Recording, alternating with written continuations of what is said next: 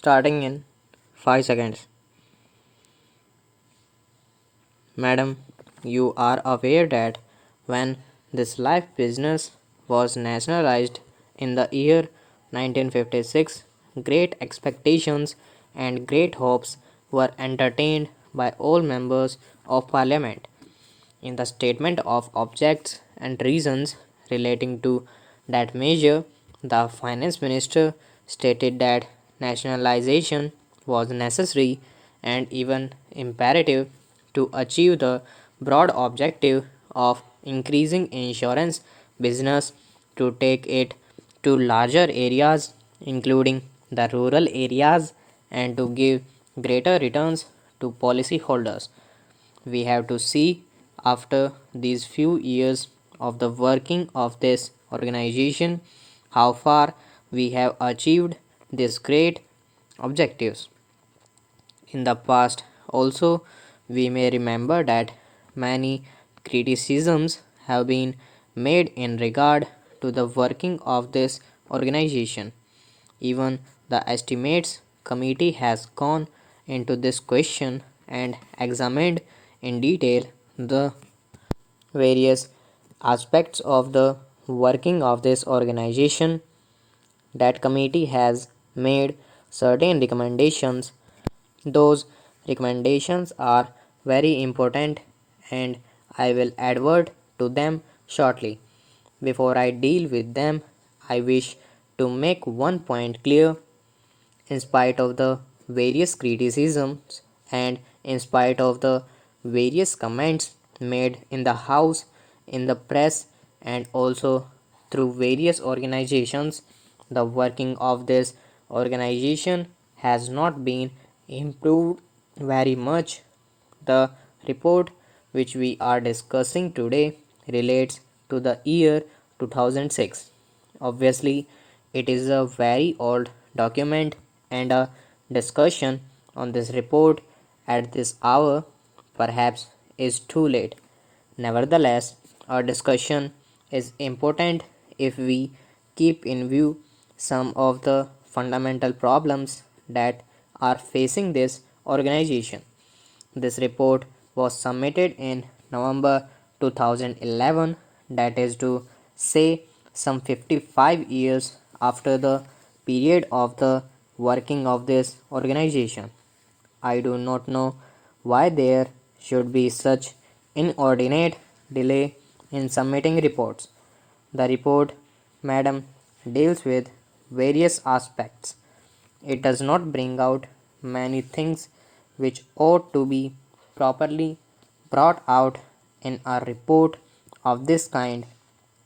And while reading this report, I was not able to make out the working of this organization and to get a proper understanding of it.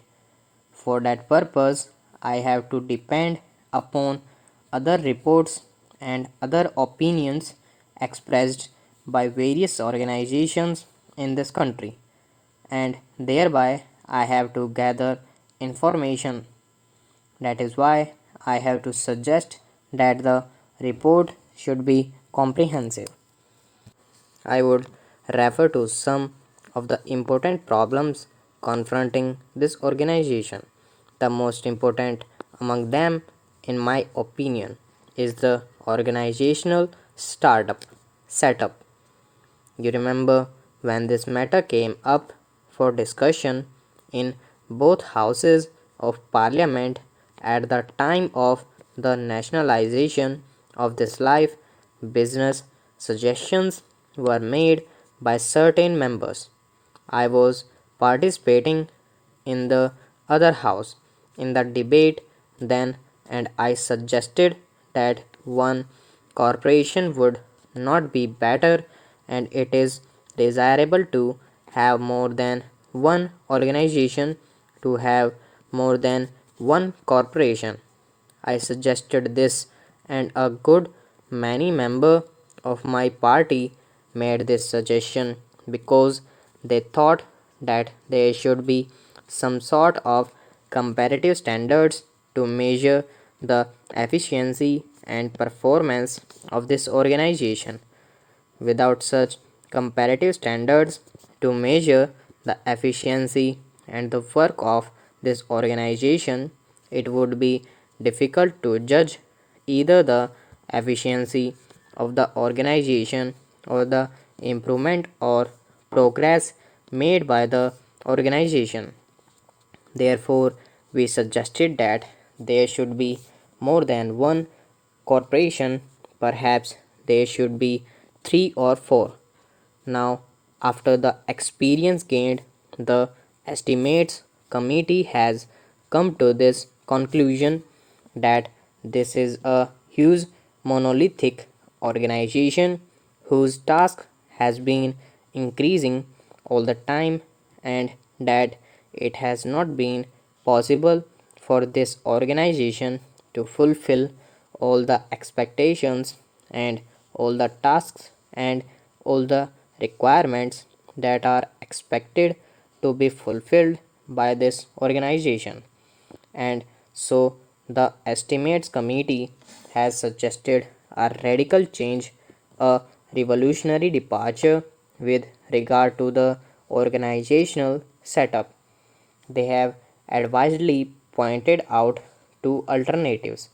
The first alternative is to set up more than one corporation so that there may be division of work and division of areas.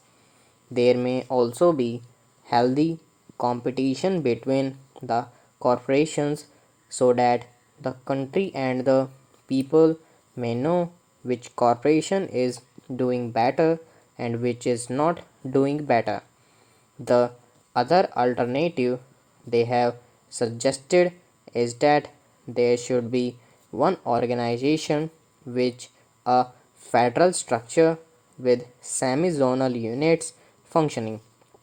Therefore, I also submit that with this monolithic structure, it would be difficult for the organization to carry out its functions more efficiently and in a direction which is healthy and which is progressive. In the first instance, therefore, I would suggest that the ministry should immediately take steps to see that the whole organizational setup is revised and reorganized so that there may be better efficiency and understanding maintained into the working of this great institution. The organization, as it is constituted, reveals certain inherent defects. The main office is managed by a large number of officials. Stop.